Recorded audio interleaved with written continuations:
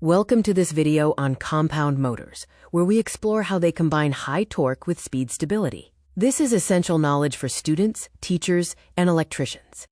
Compound motors offer a hybrid advantage, bridging the gap between series and shunt DC motors. Why settle for one when you can have both high starting torque and stable operating speed? The series component provides the high starting torque for heavy loads. The shunt component ensures speed stability, preventing the motor from overspeeding at no load conditions. A DC compound motor utilizes two separate field windings on each main pole, a series winding of thick wire and a shunt winding of fine wire. The total magnetic flux is the sum or difference of these two fluxes. There are two main operating modes. Cumulative compound has fields that add up, providing high torque and stable speed. Differential compound has opposing fields, resulting in an unstable, high-speed operation. In the cumulative compound, magnetic fields add.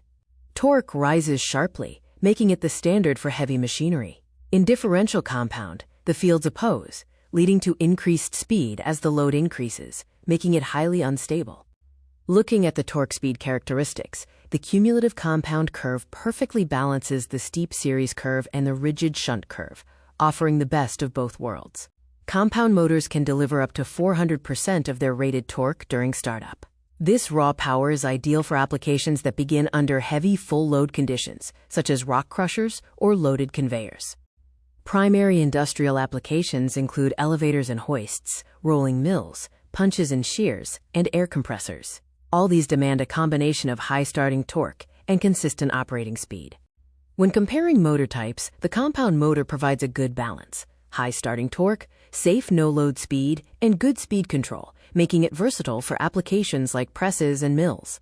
For electricians, installation safety is key. Reversing the series field relative to the shunt field can dangerously turn a cumulative motor into a differential motor. Remember to regularly inspect brushes and the commutator for maintenance.